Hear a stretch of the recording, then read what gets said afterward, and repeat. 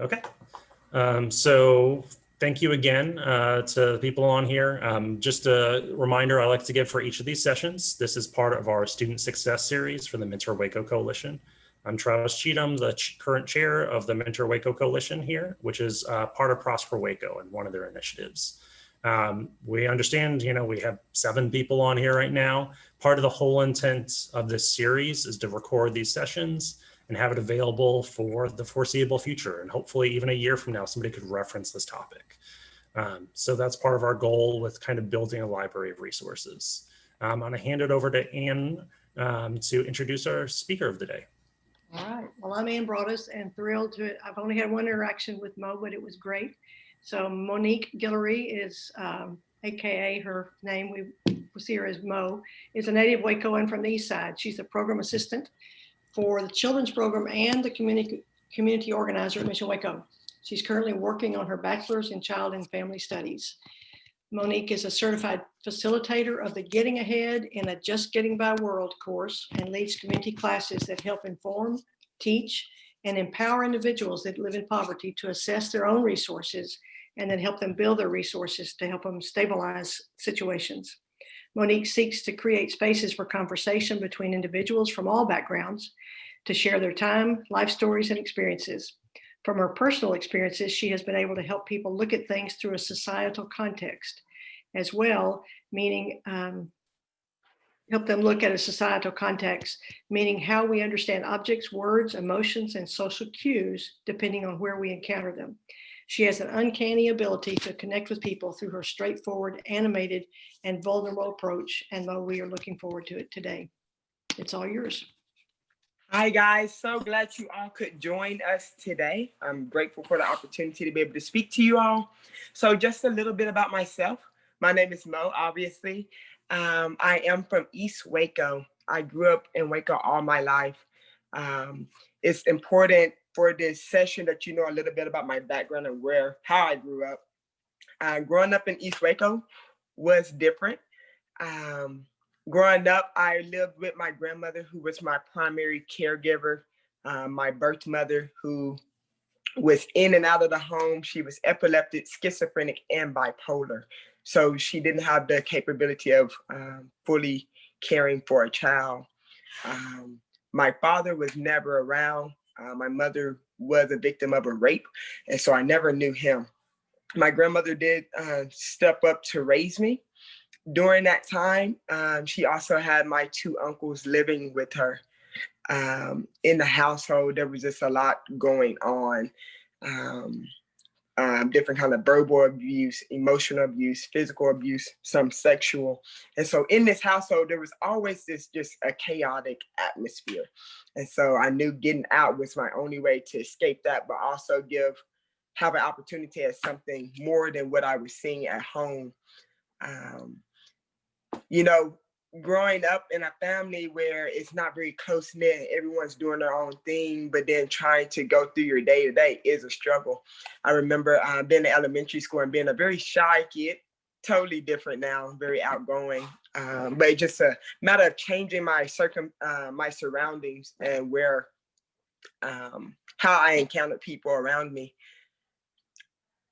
It wasn't until high school that I had to make the choice to actually leave my home. It had gotten to the point where the abuse was just too much, and I knew that if I had stayed, I wouldn't have gotten the same opportunities. So what I did was, when I was 18 years old, I had been working in school, focusing on my academics, and I had gotten a 4x scholarship to ORU University. That was my plan. That was going to be my ticket out of East Waco, away from this somewhat dysfunctional family that I was always accustomed to. Upon doing that, I made a choice to actually stay. And it was a matter of going through a process of a legal adoption at the age of 18, which was a whole nother realm of chaos that I just didn't understand at that point. And so I got legally adopted. I just gotten accepted into school. The family that I was with during the adoption was not related to my family. They were a family helping out with the school that just had open arms for me. Something about myself that I realized was that I wasn't in a place where I could actually extend love and be able to love someone that wanted to love me. And so it was a lack of these emotional resources that I was lacking in order to actually be in a family. And so there was like this rebellion. I would do anything to keep them around, but I wasn't ready to actually be in a family. And so that relationship kind of dwindled down. And so I was left having this opportunity to go to college, not accepting the full ride, going to a different college to stay closer to my surroundings, staying closer to where I was used to. I ended up going to Stephenville to go to Charleston State. That lasted about a year. Growing up in poverty and then not knowing what structure was and not knowing how to plan ahead and things like that take a toll on you. And so I really suffered in my relationships. I suffered at school. I dropped out my first year at Charleston State. I made the dean's list the first semester. The second semester, I was dealing with family issues and found myself dropping out, then becoming temporarily homeless and going couch surfing from different homes to homes from members of a church that I was attending. So in that process of just trying to find out who is Mo, what is Mo seeking in life, what is Mo trying to achieve in this life. And so I remember being in Stephenville, and I stayed there for 3 years. It was a long 3 years, guys. I was homeless for about 4 months. I didn't have like a stable home. And so I moved in with a family where they were like, they just loved me well. And they were like, this is where you're going to stay. This is where you're going to be able to grow. We don't want you to run. A thing about people in poverty is it is so quick when you're always going through tyranny of the moment events. And so everything is like this drastic decision making and something that you have to deal with at that moment. And so me not being able to plan ahead and things like that, they saw that in me. And so they created a place of stability for me where I can just stay and grow, but also have that space to be who I am and still find out who is Mo. What does Mo want to achieve? What does Mo want to see happen in her life? And so that played a huge role in my life and me figuring out what I wanted to do. After that 3 years, I remember really just growing in my relationship with the Lord and then praying about what are the next steps? Where is it that God wants me to go? And I remember being in Stephenville, and I remember just hearing the Lord clearly say, you got to go back to Waco. And being like, no, that's the last place I want to be. That is not a place where I have like peace about. But the Lord kept pressing it and laying it on my heart. And it was where I was supposed to end up. And so I moved back to Waco here in 2018. And I've been here for 2 years working in Mission Waco. And it's been a complete blessing. I accepted the role as community organizer about 6 months ago. And so this is a fairly new position I'm in. I've been at the children's program all 2 years since I've been here. Through working at Mission Waco, I've gotten the opportunity to encounter people from all different backgrounds. And it really challenged me at a point in my life of figuring out what does poverty actually look like. When you think about poverty, usually the first thing that comes in mind is people in poverty are just needy, or they want something, or they want handouts and things like that. But what I found to be so eye-opening is that poverty is simply just a lack of resources. It's not, yes, personal decisions do play a role in poverty and the personal choices that a person makes, but that's not the gist of it. When you think about poverty, it's also much more than just a lack of financial resources. There are things that everyone needs in their life in order to have a stable life. And so a list of those things would be, you have to have financial resources, but a person also needs physical resources. They need spiritual resources, emotional resources, mental. They need social capital. They need a group of people around them that are going to push them to see something outside of what they're already accustomed to. They need integrity and trust. People in poverty, because there are so many things happening around them, it's hard to trust. And it's also hard for them to feel like they can actually tell the truth and be seen for who they are and not judged and things like that. So integrity and trust is something that's very, that's a huge lack in people in poverty, usually because out of fear of being rejected, fear of what people are going to think, fear of not making the right choices, fear of not knowing what to say. There's also a lack of motivation and persistence that is found with people in poverty.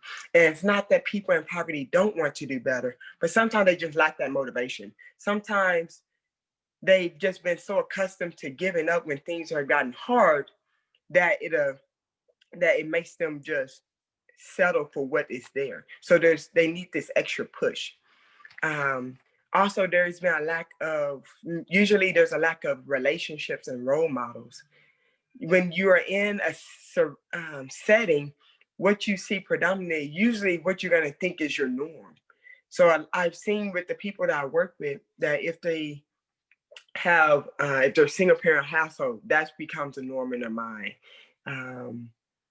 Whether it's they can't rely on people. And so then they think that all people are flaky, or they think that all people are not to be trusted and things like that.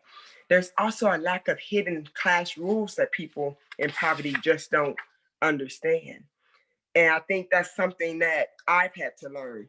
Growing up in poverty, there's a difference in how we view money, possessions, personality, food, clothing, different things that are like, oh, well, it's simple, that people in poverty just don't get, that it'll vary in the minds of people in middle class and how they view those things.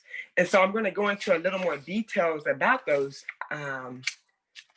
things, about the resource that it takes to build a person's stability in their life, but also talk about what are hidden class rules when you're trying to understand poverty, when you're looking at it from a perspective through your lens and through your economic class.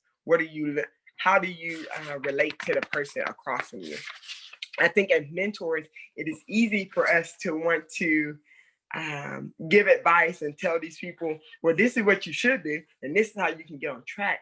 But I advise everyone to just be slow to give advice and then quick to just listen, quick to evaluate, like, what is this person sitting across from me actually seeking? Do they need me to just tell them, well, these are the steps you need to do? Or do they just need someone to just allow them to speak to them, allow them to share their experiences, allow them to share their stories, their heart, and give them, create a space for them to be able to be open with themselves and honest with themselves. So here we go. So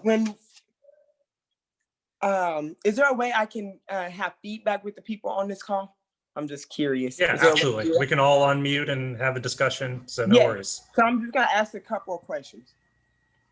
How many of you have ever thought that poverty is just a matter of choices of the person that is poor or in poverty? And what has shaped that idea? You mind saying that one more time?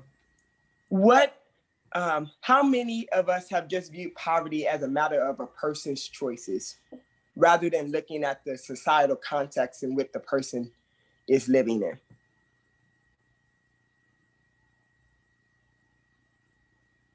Would you prefer hand raise versus direct comment? I mean, we can do both, but I don't know because I can't see anyone. Oh, okay, yeah. So I don't even know who's on here. I'm sorry. So we got to use our voices then. Okay. So just speak, and then I'm here. Yeah, I saw several heads nod as far as having thought that before. Okay. And what has shaped that? And one no nod. Two no nods. Okay. And anyone feel free to unmute yourself to jump in. Yeah, just share. This is an open discussion. Yeah, that's for any of us. You don't have to be like a member of the Mentor Waco Coalition to hop in. Well, this is Ann, and the way I grew up, I guess, colored in the way what I did during college and the work I do now. It's not a choice. And that's the battles that I fight with our church and with others to listen, that there are things in these we work with, starting with the children in their lives that can be not, we don't try to fix anything, but could be altering their trajectory by putting people in their lives that do listen and care about and help them without judging the circumstances, I guess. And I see it because I've done so much resource. I mean, it's nigh impossible to crawl out. And the easy answers this society throws out, just good job, fix it. Yeah. We need to do better than that.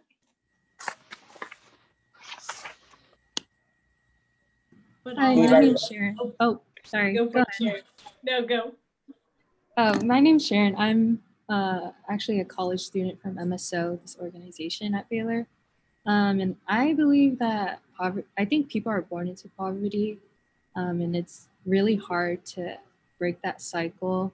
And I actually am from Houston, and I grew up in like a lower income community. It's really diverse, and usually people aren't the richest or like even middle class. Like there's a lot of like free lunch and reduced lunch and stuff like that. But yeah, so I can see that like a lot of people and their parents have jobs and they work super hard, but yet they're still poor. So I don't think it's that easy to escape from poverty.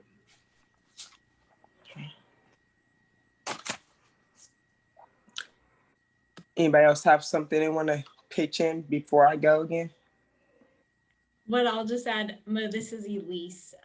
What I'll just add is that I think that overall American culture is very individual thinking, and we kind of we rely on the individual rather than more of a community. And so I think part of that thinking is what makes us say, it's the individual choice rather than really looking at the context and the systems that are creating this.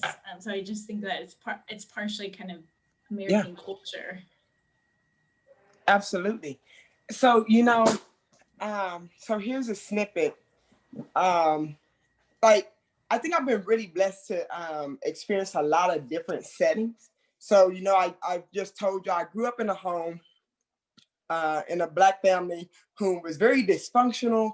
We didn't hang out with each other. Family was not very strong, My grandmother was a hoarder. I had an uncle that was a minister, but with him being a minister, it wasn't like your average pastor, like we're gonna do a daily Devo type Christian establishment that you ideally think when you say there's a minister in my home.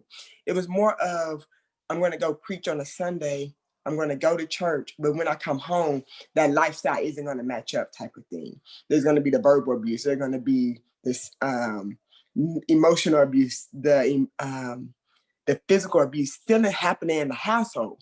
And so in my mind, I was like, well, how there's no way to disconnect that. So when you see something, it's hard to make that disconnect because it's all that you know. So I remember when I was homeless, I was going to a predominantly white church. So I grew up in East Waco, all Black, for 18 years of my life. Then I went to Stephenville, all white. I did not do any research. I didn't know if that was a good fit for me. I didn't know that you had to really think about these things and how you're gonna thrive in these settings when you just make these type of decisions, because I didn't have that guidance. So I remember being in Stephenville and being one of the only Black people there and being like, I don't know what I'm doing here.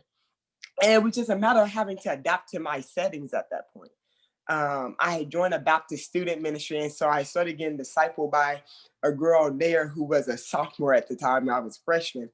And we had developed a great relationship. She invited me to her church. And so I remember being at that church and then realizing I'm the only one of me that looks like this in this whole body. I didn't see myself. And I think that's a critical thing also, being able to see yourself and where you're at. And the person sitting across from you being able to accept, like there's some things I don't know that y'all know that I'm gonna need that guidance in. There's some things that I'm gonna have to learn to how to handle situations that are different from how y'all to handle it. Because at this point, coming into this situation, I'm in survival mode. I'm just trying to get it the best way I can. Not knowing how to accept love, not knowing how to accept guidance, not knowing, thinking, always associating discipline with someone being upset with you. as a matter of not seeing it as a healthy correction, things like that. And so with things like this in my relationship, that I just struggled, because growing up in poverty, the way I saw people in authority over me was they could talk, but I'm not to speak. I had seen that my whole life. The person across from me, they're able to voice their opinion, but I need to just sit back and listen and just let them talk. I'm not supposed to use my voice. I am not supposed to talk back. I am not supposed to chime in. Whereas when I got into this setting, in this predominantly white community, they were more about, and many of these people in this setting were middle class. And so people in middle class, when they talk to their children or to people around them, it's a two-way conversation. In my setting, I had never seen a two-way conversation. It's I talk, you listen, and you just do what I say. Here, being 18-year-old and not knowing how to communicate with someone, not knowing that when you ask me something, you're actually asking for me to give you feedback, and you're not just telling me, oh, this is how it is type thing. And so the way I view communication was totally different. I remember being in a house with the family that I moved in with that I lived with for those 3 years, and them viewing family as something that stick together, that you can rely on. They viewed money as this is to be given, we're going to invest, it's to be managed. Whereas growing up, when we saw money, it was something to be used and spent right then. It wasn't something that we held on to or that we saved to like better ourselves. It was something we spent and we used, and it got us through day to day, week to week, however those paychecks kind of worked out. Whereas in this middle class setting, I was then forced to look at money as something to be managed. They were like, you need to save. You need to write out a budget. I had no clue what that meant.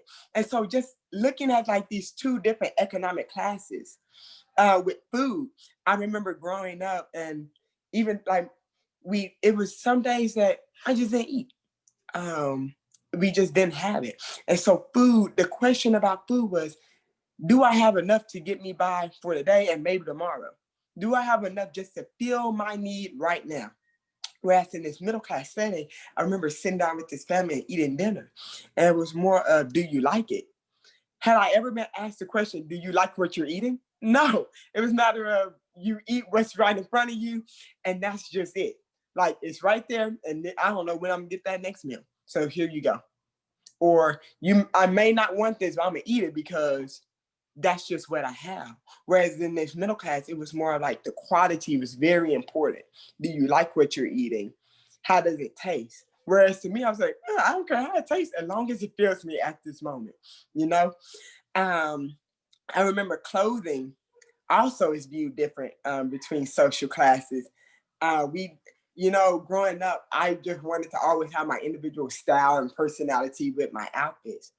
Whereas when I moved into a middle class setting, what they found more important was the quality of the clothing. Did I care what the quality was? Did I care what fabric? No, I had no care. I just saw clothing as something to express myself. And if it was cheap, that's even better, because I can get a few more items and I can arrange those as I want them. And so different things like that sometimes we take for granted, because it's like little decisions that we make every day based on our social classes or societal context that shape every decision that we ever make. But it's just like we don't even have to think about it. It just happens. So I really just want us all to just take a time to slow down when we're sitting across from somebody that may be from a different background or socioeconomic background than us, to really see things from their perspective. When I work with my kids out in the projects, because I'm still in poverty. I won't even say I'm in middle class. I had that experience. I'm not there anymore. But there's different hidden rules that I know now that I'm able to work with these younger kids and be like, well, this is how it's viewed right there, but this is what they're trying to tell you. And so being able to help my volunteers, being able to help other staff with how we relate to our students, how we relate to our parents in the community.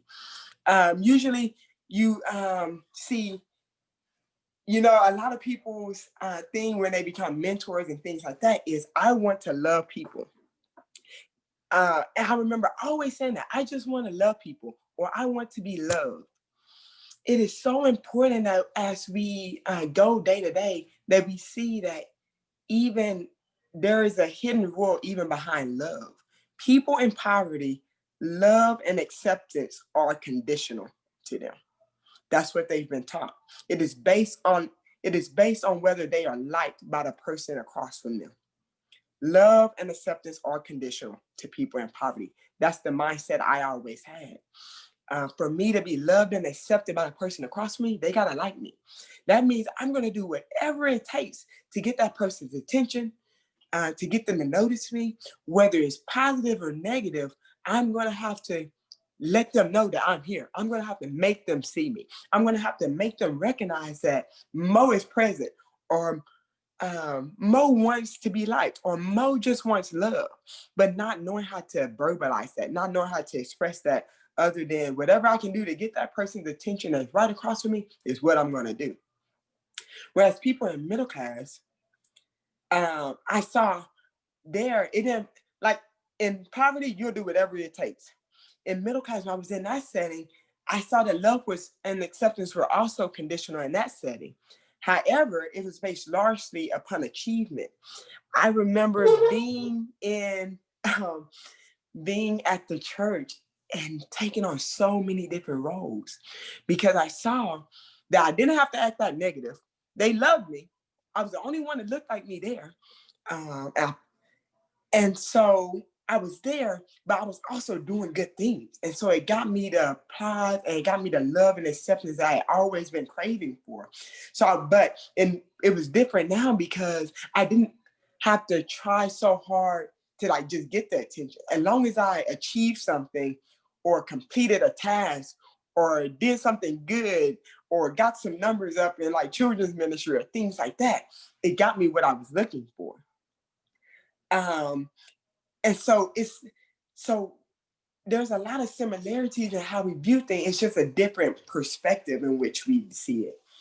I remember just growing up and always feeling like I was just always in constant survival mode, and just really struggling with how I was gonna ever be able to be more than that.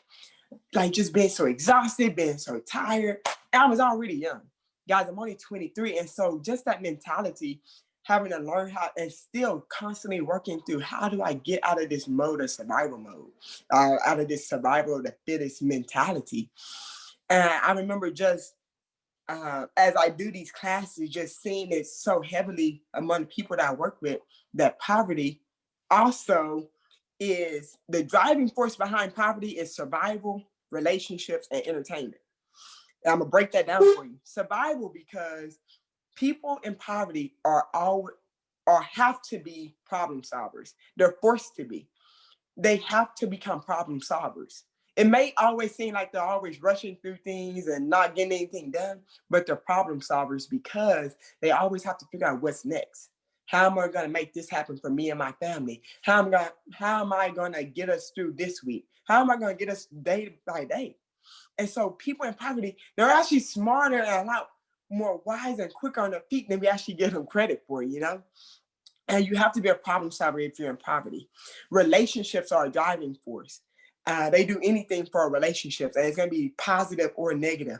I remember my relationships, because I still had a poverty mentality, even though I was in a different setting, my mindset was still in poverty.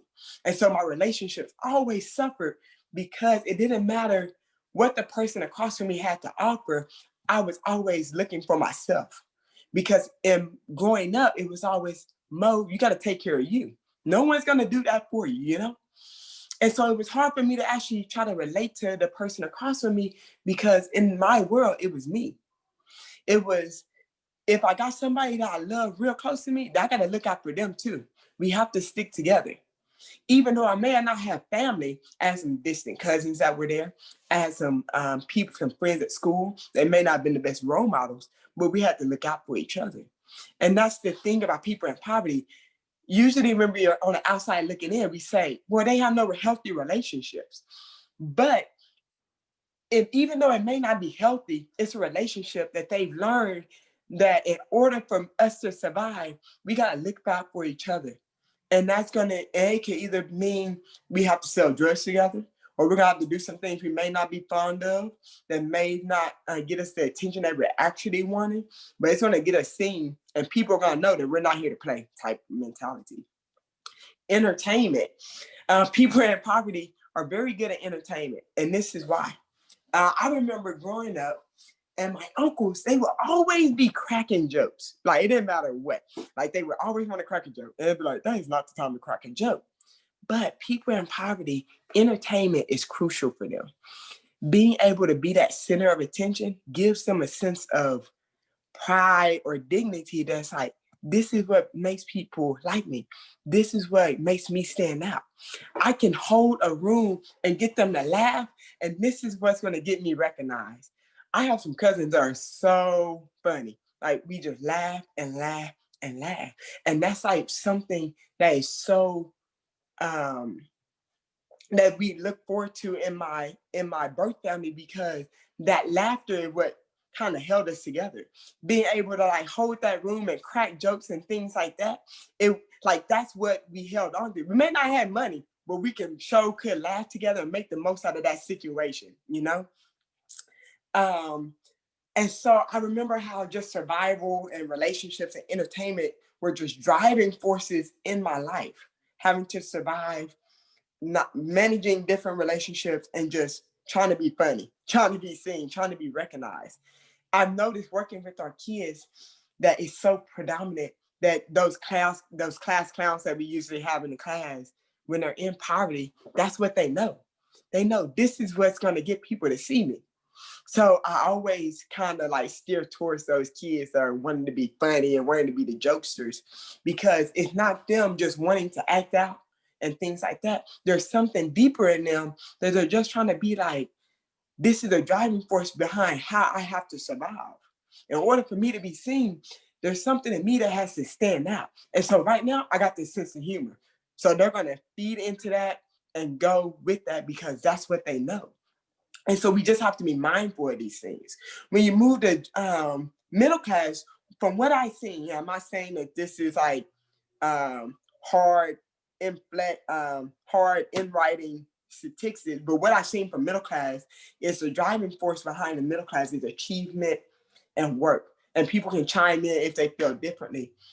But I remember being in my setting and how I experienced the middle class setting was work and achievement were those driving forces.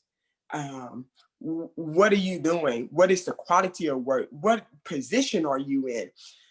What have been your accomplishments? I still know that when I go home, they're like, what have you achieved? What have you gotten done? How's the numbers? Things like that.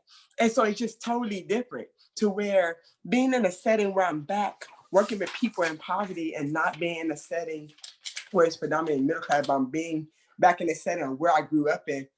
I remember coming back and trying to work with these kids and trying to use that middle class mentality and viewing my kids as just numbers. Like, well, if I do this, this, and this, that'll get our numbers up and we can reach this many in this neighborhood. If I go to the projects, I know they got a lot of kids, so I can definitely build a program off of that.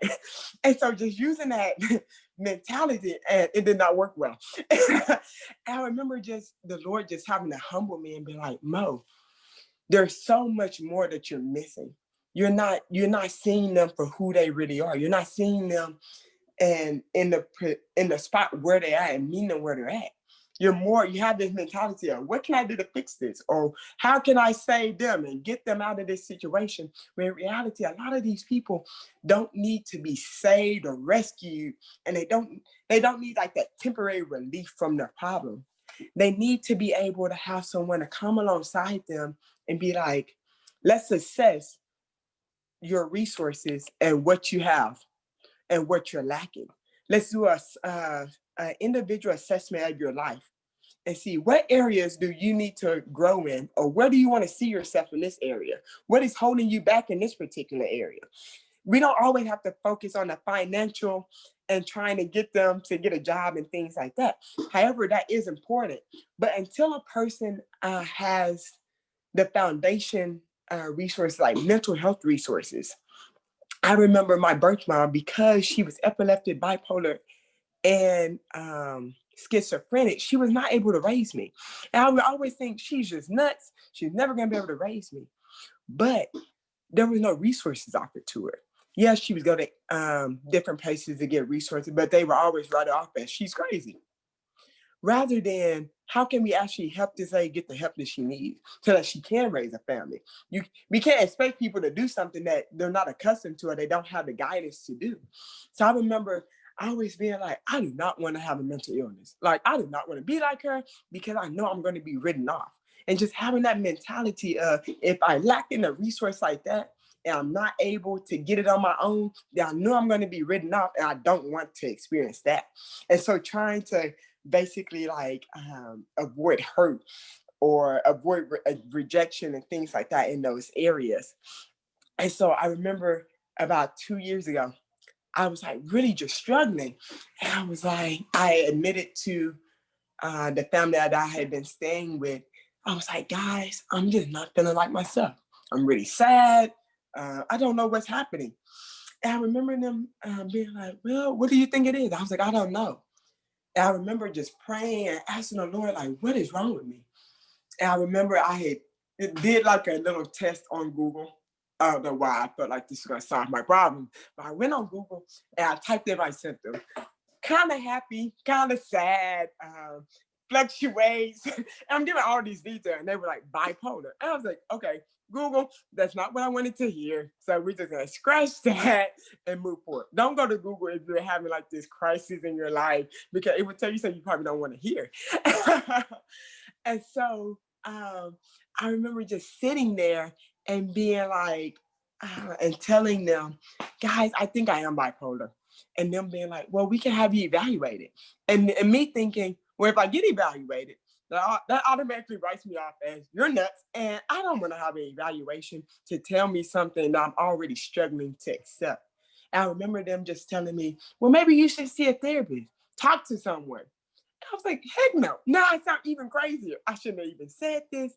And so I remember growing up, I was always told, we don't go to therapy. We don't talk to anyone about our problem. We work through this ourselves. And so now having this family tell me over here, no, it's okay to talk to someone. And just having my mind just blown, because I was like, all my life I had been told it's not acceptable to talk or share what you're going through. You keep that to yourself and you work through it. No one's gonna be able to help you. And so I remember I was like, okay, I'll try this whole therapy thing. And so I remember I went to therapy. It was the best thing that ever happened to me. I recommend it to everyone now. Therapy has been such a blessing. And so I remember going through therapy.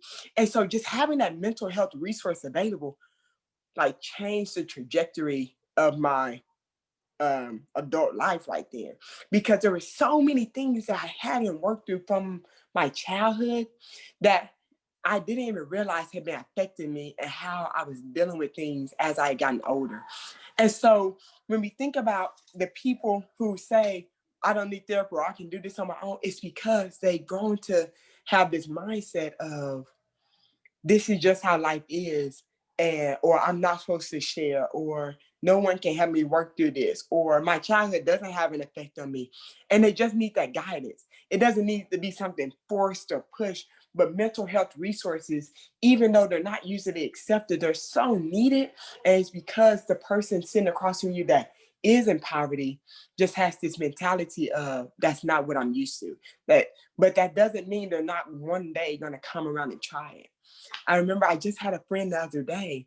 I had been telling her for so long, hey, I really think you should do therapy. And I would just like bring it up when she would have a problem, or she'll bring something up from her childhood. Because I'm not certified in this. I don't have the tools, but I know I can lead you to someone that can help you. I know that I can sit across from you and listen to you right now, but I know it's going to have to go further than me. And so I remember I just been saying this for months. And just yesterday, we was in the car and she looked at me and she was like, hey, I think I want to go to therapy. And like my heart sank. I was like, what? I was like, say that one more time. And so she was like, I think I want to go to therapy. I really need it. There's some things I want to work through. And so I just encourage us all to just be like that. Took almost a year. I've been in contact with this lady for 14 months.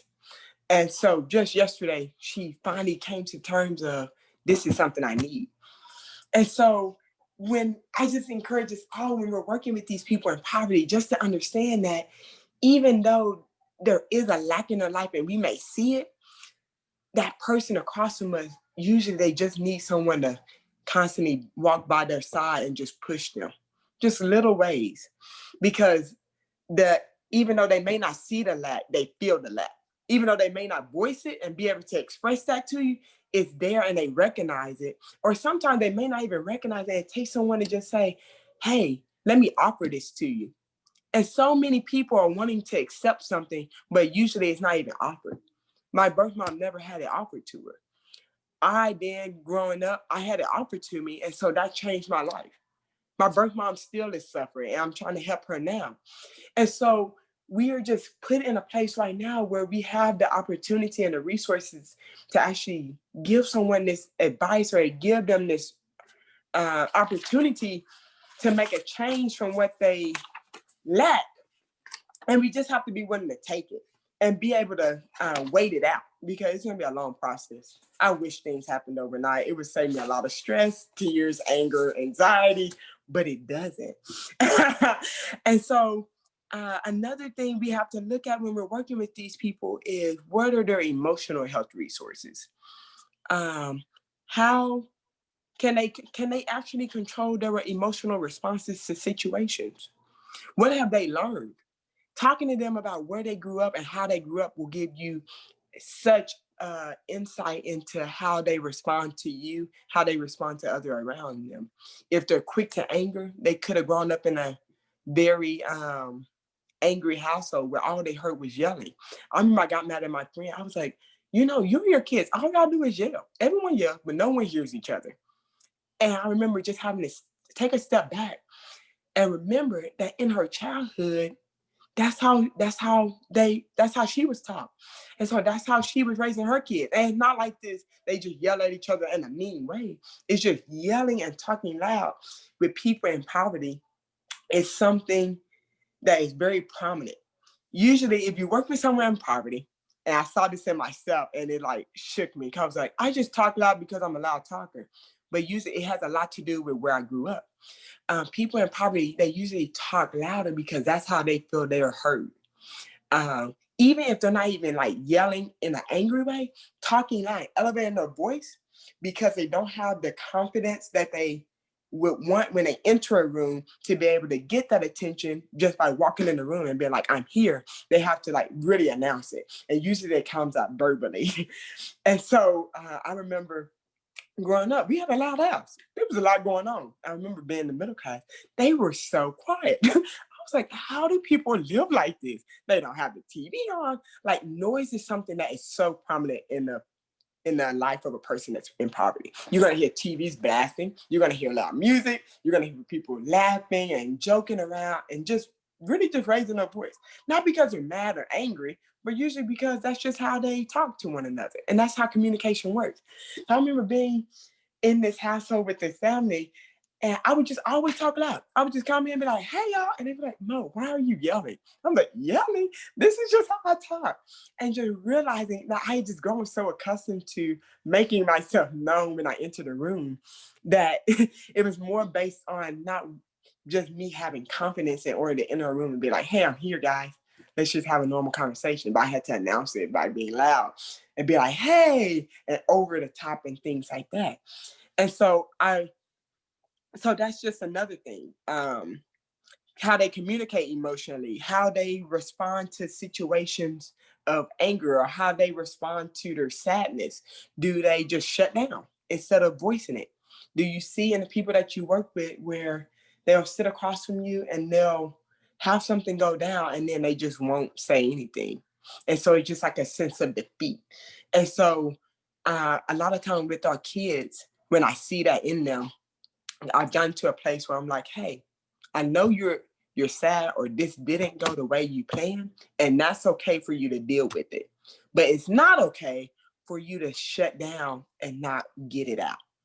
it is so important that even though you're sad or you may feel defeated or you feel like things aren't going your way, that we don't give up. And that's something they don't hear in their household.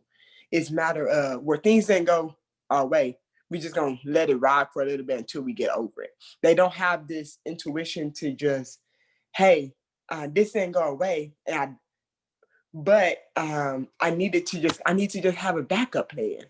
And so you see people in poverty, this tyranny of the moment is just so crucial for them to get to point A to point B, to point C, A to B, back to A, and just keep going through this stressful, chaotic mess, rather than being like, well, I know that if this doesn't go the way I want it, then I have this to back up on. They don't do backup plans. So it's going to be important for you to, instead of getting frustrated with the person that you're sitting across with, or when you encounter someone from poverty, to realize that it's important for someone to just say, hey, let's work on a plan B. I'm not saying this isn't going to work out the first time, but in case it doesn't, let's just be prepared. Help them to see that preparation is vital for them to be able to just release stress mentally, but also to bring them some sort of stability in their life. Another resource that we usually take for granted is, I would say the spiritual. I know I work for a Christian nonprofit, and I remember growing up, I grew up in a Baptist church. And so in this Baptist church, it was all Black. And so I remember the focus was always on God will make a way. And it was always more like a situational preaching, a message of hope, a message of, but it was a message of hope. But what I noticed when I got older, that was a message of you have to do these things in order for this to happen. It was a message of God is a God who only recognizes you or blesses you if you do the right things. Like if you go to church, pay your tithe. It was a matter of following all these rules. And so I remember growing up and being like, I am never gonna make it. Like, I don't have money. How am I supposed to tithe? I don't even have the 10%. I barely have what I need to pay what I need, you know? And so just thinking like, is my spiritual life gonna be messed up because my granny can't pay tithes? Or because I live in a house with my uncle who says one thing but does a different one? Like, how is this gonna affect me? And so like, where is this hope? Like, yeah, we go to church and we talk about this hope, but where is it? And I remember just growing up and my spiritual resource was very conflicting. It was like on one side, I wanted to believe this hope, but on another side, I was like, but how can a God love me and be here for me if all this is going around me? And so that was my spiritual outlook when I was younger. So then it wasn't until I was in Stephenville in this predominantly white church, and I heard more of a God who was loving, a God who accepted you as you were.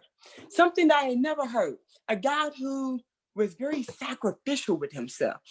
It was like the first time that I heard the gospel in a perspective that didn't make it seem like I was always missing a mark or that I was never gonna make it. Like, it was like if I keep doing wrong things, like I'm automatically going to hell. It wasn't I had never heard the gospel of grace, which is the gospel of who God and Jesus are. And so that was mind blowing to me. I had never gotten that growing up. And so it was hard for me to even like wrap my brain around how does this even make sense? Like, so does this mean that everything I saw is a lie? But it wasn't until I sat back and reflected and started pursuing my own personal relationship that I saw that with this spiritual resource, everything that I had experienced had all come together. God was showing me like, yeah, there is a hope. And yeah, there are some things that I want to see, but the difference is over here, you're being told that there is a love that is unconditional. A person in poverty that is living day to day on a conditional love will never be able to accept unconditional love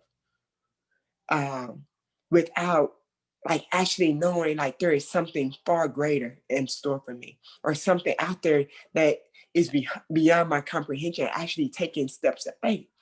Growing up as a child, it was like everything I did was conditional. If I got a hug that day, it was going to be conditional on how I acted. I remember growing up, I would tell my grandmother every day, I would always do it just to see if the answer would change. I would say, Granny, I love you. And I would say it every single day. And this is the answer I got time after time. It was, I love me too. And so do you hear that? I would say, I love you to her. And she would say, I love me too. So it was never reciprocated. And I remember just always thinking, what do I have to do to get this lady to say, I love you too? Or just say, love you. Like anything. I would take anything at this point. And so I remember just struggling so much in my spiritual walk because I was having to renew my mind and change the way I was thinking about things and the way I was looking at things from a perspective of it's not what I do that defines me. And there is grace that I have to accept. And there is grace given to me freely. And I don't have to do anything to earn that, you know?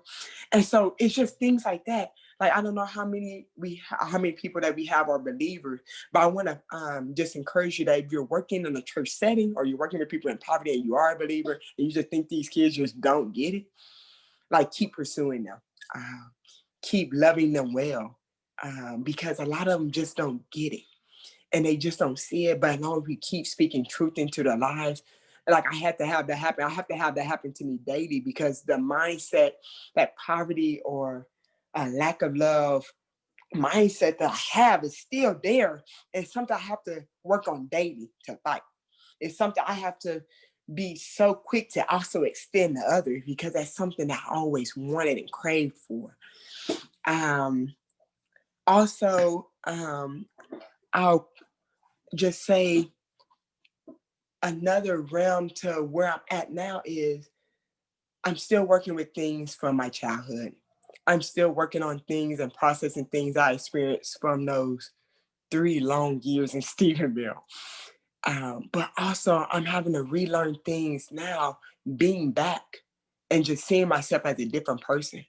I remember when I first moved back to Waco, I still felt like I was the same person that I was when I left as a little child. I was still missing what I had been longing for as a child and not being able to express that. And so since I've been back, I've been very conscientious of being able to see my family in a different light. With everything that I've learned and everything that I'm still learning day to day, it's been crucial for me to be able to go back and be like, my grandmother, even though she is nuts, there's a lack of mental health resources. There's a lack of spiritual resources there that she hasn't really honed in on.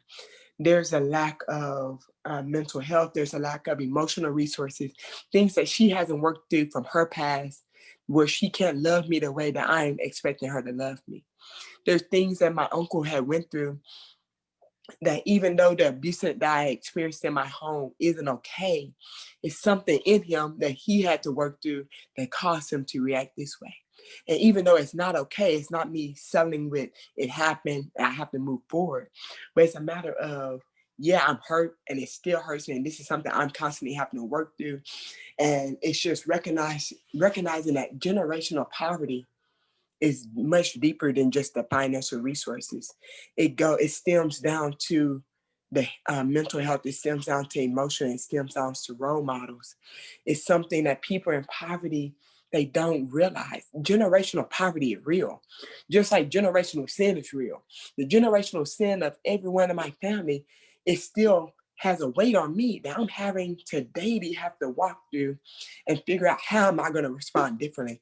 What things am I going to choose and what things that I'm going to do so that I don't pass this on to my kid. Like, yeah, they're going to be a little off because I don't have it all together and I still have a lot to work on. So they're going to be kind of crazy, but they're not going to be as crazy as they could be because I'm taking a conscientious effort to actually work on myself, to acknowledge that this happened to me in the past and this probably happened to my mother and her mother, but it doesn't define where we're going. And so I encourage you, as you look at these cycles of poverty, don't be so quick to just say, hey, that person right there made some bad choices. But just say, who is that person? Get to know the individual across from you. figure out what's their background, what's their story, how was their family life, what was the family structure in their house, did they have both parents, were they raised by their grandmother, who was was there a male over the household, where there's a female. All these things shape how a person in poverty responds, just as the same as it would define a person in middle class. Just people in poverty just don't know how to express it the same. They don't have as many resources available. During this time in COVID, I have had the opportunity to work at a homeless shelter. I always told myself, I am not good with adults. Just give me kids. They're much easier to deal with. And so that put me in a place during COVID. I'm also a people person. So he stripped me from community. It was a struggle. My mental health did suffer. I started counseling very quickly. But being in a place where my work structure changed and being pushed to grow, I was working with the homeless shelter and having to offer a community class about poverty to people that were homeless. And me just thinking, now what in the world am I going to tell these people in homelessness about stability? They've been homeless and they probably made these decisions. I had this mindset of this is their choice. But it wasn't until I took myself out of it and was like, God, just show me what you want to see about these people. What is so important for me to learn? I remember when Waco shut down for like 3 months, we put these people on lockdown.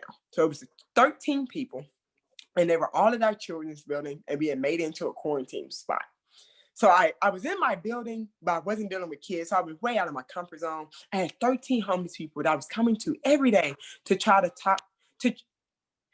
talk about poverty with. I was like, these people don't want to hear me talk about poverty. But what blew my mind is these people were some of the most intelligent and most insightful people because they had never gotten the opportunity to actually sit down and share. Many times we write off these individuals based off their looks, based off how we perceive them. Because if you saw many of our homeless people, you'd be like, oh, that guy's nuts. He's talking to himself. He stinks. I don't want to have a conversation. But it wasn't until I was locked into a building with them for 3 months and having to like work through things. I remember I gave them a paper and I said, hey, I gave them a paper to look like this. And it said resource scoring sheet. And I said, hey, there's some resources on here.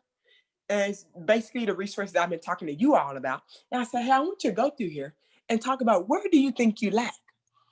And it was so crazy that they all had never been asked that question. What are some areas in which I'm lacking? Like we're looking past me just being homeless, because obviously, yeah, I don't have a home, but there's more that I'm lacking. And so these people were able to acknowledge, like, I need mental health resources. This is where I'm lacking. People write me off because I talk to myself, but they don't understand that I hear these voices, but I don't know how to communicate that, because when I try to tell people, they say, oh, you're just nuts, but they don't try to give me help. I had one guy who had been an alcoholic for years. So you look at him and be like, oh, you're just an alcoholic. But it was deeper than that. He had been in a war. He had come back. He had lost his wife. His child had died. And so it was all these things that just built up, and he just didn't know how to process them. And no one had ever asked him when he had got back from war, how are you doing? What are some things that you've seen and how have they affected you? They had never asked them about their trauma or their wounds that they were carrying around with them day to day. And they didn't know, and he just didn't know how to express it to people. He didn't know how to say, I need help. I need someone to talk to. He didn't have a role model. He didn't have this social capital around him that said, hey, we're here for you, and we're going to be a community around you as you kind of transition to being that. He was having to go through this transition alone, and he didn't know how to do it. And so he found himself making bad choice after bad choice, ended up becoming an alcoholic and leading to other addictions, and he ended up homeless. But I wouldn't have known that. I would have just written that off if I didn't take the time to actually say, where are you lacking? What are some things you wish you would have known? I remember there was a, yeah. Sorry to interrupt you. We're at 12:09, and I just want to be cognizant of if we have any questions. Yes, the original design was from 12 to 12:30. We could have Q&A. So if anybody has questions, is that okay if we go ahead and interject with Absolutely. that? And I mean, we can go back and forth, and I have about 50 questions I could ask you right now, but I just wanted to open up for everybody else that's on here, if that's okay. Absolutely, because I can talk forever. So please stop me. And you're doing great. So I'm enjoying it. So. Anybody have a question for me? I may just go ahead and ask one of mine if like, Yeah. you know, it was a quick transition from you talking to me, mentioning questions. One that popped out to me, like when you were talking was, you know, we often talk, you know, people don't want to be in poverty, and we talk about all the negatives. What's something that you feel like people in poverty get right that people in middle class and above, you know, miss? That's a great question. Something that people in poverty get right is, first off, they know the value of just having a little. I remember working with this. I'm working with a family currently, and her mom was a crackhead, and her brothers grew up by themselves. They raised themselves. They had an apartment. She was 16, had her own apartment because her mom wasn't there. And I remember just thinking like, oh, wow. But one thing that she gets right, living in poverty, is that she didn't let that stop her. She now has 4 kids of her own. One of her brothers in jail. The other one went away. They don't have much communication. But one thing she has really taught me as I've been working more and more with her is that the importance of recognizing family and not letting your current situation define you. They get right. What she's getting right is she has this outlook on life of, even though I don't have much, I still have so much to give, if that makes any sense. People in poverty are some of the most giving people that I have ever met. Even though they lack so much in so many different areas, they will be so quick to give you the shirt off their back. They'll be so quick to give you their last. And it's because they've grown up in this situation, this lifestyle of, we got to look out for each other. Their value on community is so real. Like, they value community so much. It's not a matter of just always achieving or working this thing. Is if I see my neighbor going through something and I have something that they don't have, I'm gonna give it to them because I know it's gonna come back to me. And I think in middle class, when we get so used to just having so much and we think like we've made it, and then we create this mentality of, well, I can give money to this thing, but I don't see the individual for who they are. I don't try to actually be in a relationship. I think my money is going to fix something, or I think me volunteering is going to fix something just for right then because I'm doing my good deed.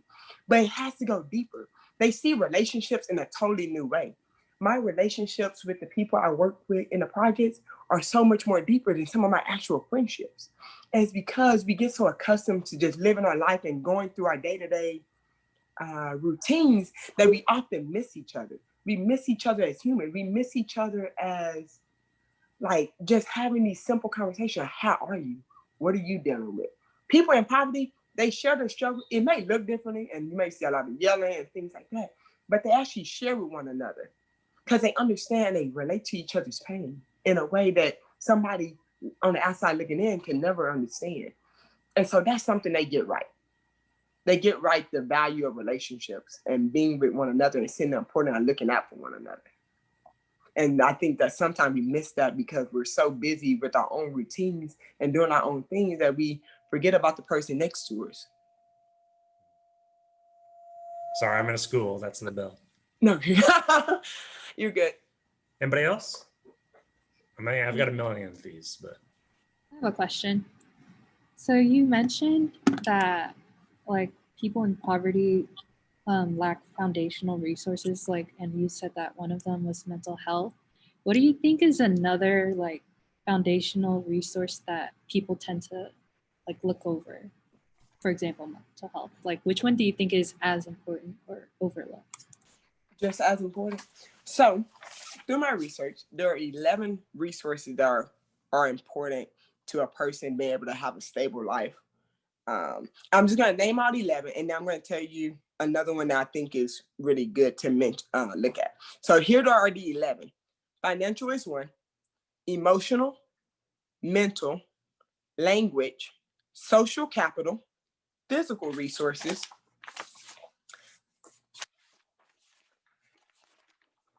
spiritual, integrity and trust is a resource, motivation and persistence, relationships and role models, and then the knowledge of hidden rules. I think that I would say the knowledge of hidden rules is something that I found is so important, because people in poverty not knowing why they respond to some of the things like money or time or love or humor and things like that, that don't know why they respond that way and why it's looked at differently when they are around someone in middle class. Like, if you I always give the example of when you go to school, in a school setting, schools are run on a schedule of a middle class time schedule.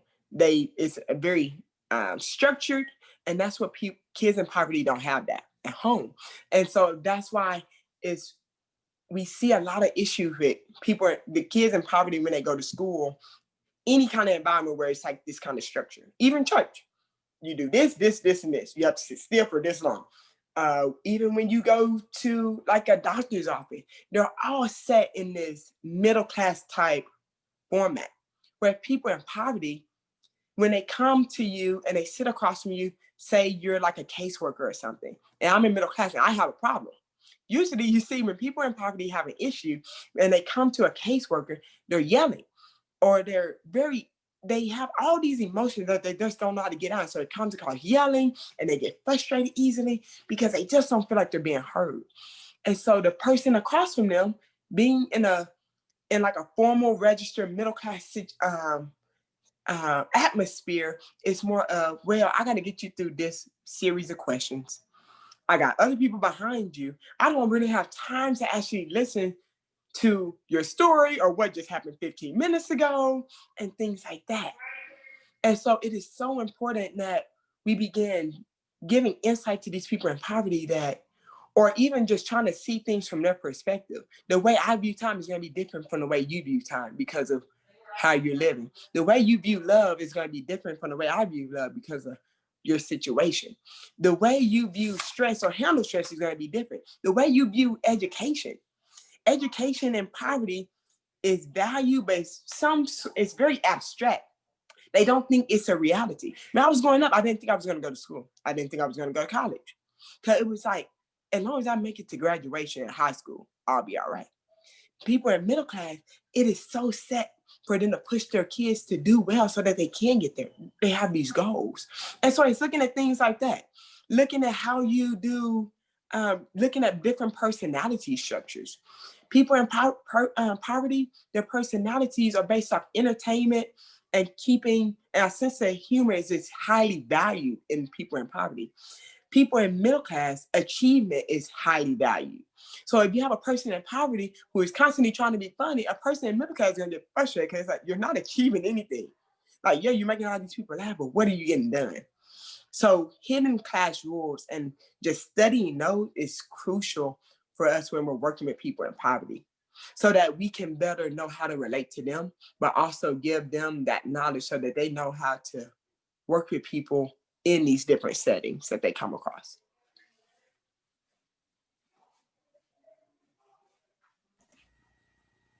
Thank you for that question, Sharon. Anybody else? I've got one about education because that's my world. Yes. There is lots of research about the effect of trauma on brains. Yeah. And I think you've described a lot of that. How important would it be for a school that's centered in an area of poverty to have more training in that realm, find ways to teach that are maybe different than the social norm in other places to children who have experienced those things? It's highly important because we want to, my thing is when in schools, I think it's crucial that we create establish like a atmosphere of equality, listening, respect, and affirmation. Because you never know what that kid in your class that may just be the wild one that we consider them to be, or the one that's always in trouble, it's actually going through at home. It's doing a lot of Hey, Mo, say those 4 things again. oh, we need to create a atmosphere of equality, listening, respect, and affirmation for our students, where they know I'm not going to be treated differently because my attitude is not as good as the kid next to me. I need to know that even though I'm maybe not expressing myself in the right way, that I'm going to be heard, that someone's going to listen to me, that it's more than me just yelling and throwing a fit or hitting my friend. I need them to see that I have a lot to say, and there's a root behind why I just hit this person. I just need them to be listening. I need them to respect me enough not to just call me out in front of everybody in the room and bring me all this negative attention, but just respect me enough and just pull me aside and be like, hey, I think you're having a rough time right now. Let's talk about it. How's your day going?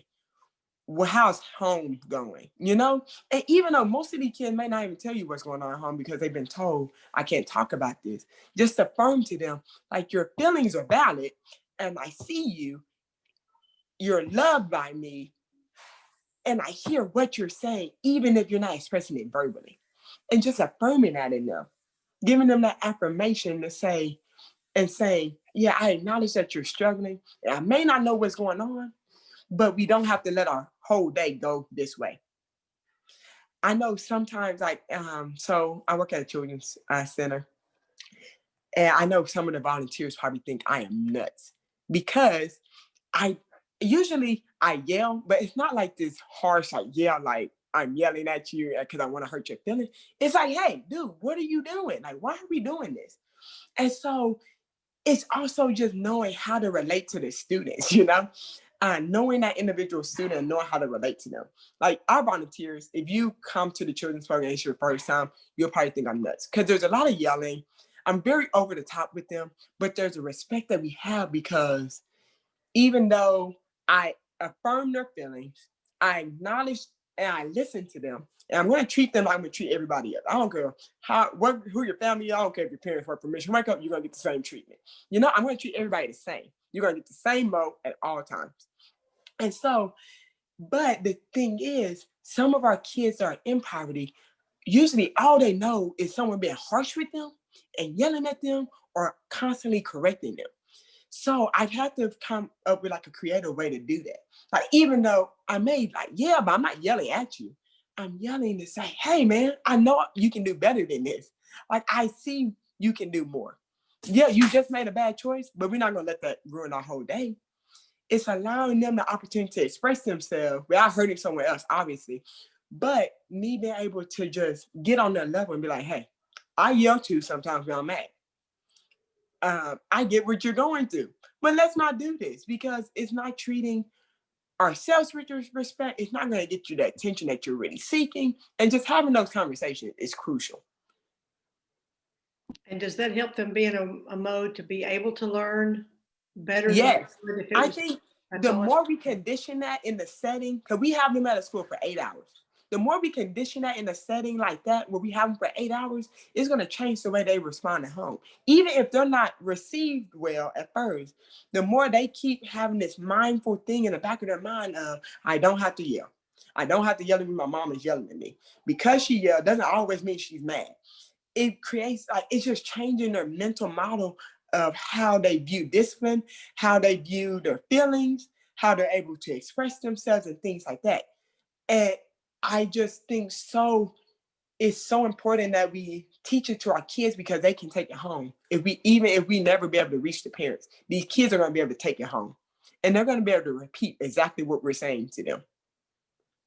It just may take a lot of conditioning and renewing of their minds to know, like, this is how I should respond to this type thing. But as you have those kids for 8 hours, there's so much you can instill in them. Like, I've seen a difference in just our kids here for the 2.5-hour block that I have for after school and how they process emotion, and just having parents be like, do you know what so-and-so said to me the other day? And me being like, yes, they get it. Like, sometimes you may think this kid did not listen. They keep doing the same thing, but deep down they're listening, and it just has to sink in. It just takes a lot of time to change those habits on how we respond. All right, we're about at time. Oh, sorry. Go ahead, Nan. Just say thanks. Okay. I was just going to say we're about at time. If anybody has like a question that they really want to ask, hop in there. Otherwise, I'll do a quick closing. Fair game for everybody. I want to hear your other 15 questions. I know, I do have so many. So, I mean, kind of, that's a good segue for my closing. Mo, I'll try to be, I can't be as vulnerable as you just were, but I want to say, you know, before the session started, I was like, hey, do you have a PowerPoint? Do you have this? Whatever. And I think that really related into the conversation of like the different like perspectives. And this is exactly the session we needed for this topic. I wouldn't change anything that you did. Your stories, I mean, I took more notes today than I did for any of the prior sessions. Like, and things that like, you know, just lit up. I've gotten teary several times. And so I really appreciate you doing this session. I think it was really helpful. And so like, in all that saying, like, you know, I think through a middle-class mindset, and I see so many things differently than a lot of my like students I work with, those mentees. And I think today you gave us a really personal glimpse of everything, but you presented from both sides of the spectrum. And I just really appreciate, you know, everything you said, and left us with a lot of great things to follow up. I mean, I really could keep on asking questions and questions. I just want to be respectful of everybody's time. But thank you again for, you know, thank you for everybody that's on the session. I know we only had a few, but I also wanted to point out, you know, people will be watching this on video later. Mo, what is the best way, if somebody's watching this later and want to get a hold of you, or somebody on here that, you know, just thinks of something later and they want to ask you, what's the best way to get a hold of you? Okay. So I am terrible at answering emails, but email is actually the best way because I will get back to it. So my personal email is maalexa101@gmail.com. Or you can actually reach me at children's email, because I'm required to check that one, at children@missionwaco.org. And so I'm required to check my work email. So you'll probably get a quicker response from me then than you will on my personal. But email is probably the best way. I'm also, my schedule is pretty flexible right now. And so if anybody wanted to grab coffee or do something like that, I will give my cell. It's 254-651-9311. You can just text, say, hey, this is so-and-so, heard you talk, want to grab coffee. And I'll be more than willing. Well, thank you, Mo. Thank you, everybody that was on here. I hope you found it a helpful session. I know I did. But have a great rest of your day. You did a great job, Mo. Thank you. Bye-bye, guys. Bye. Great job. Thank That's you. so great. Thank you. And thanks, Travis. No problem.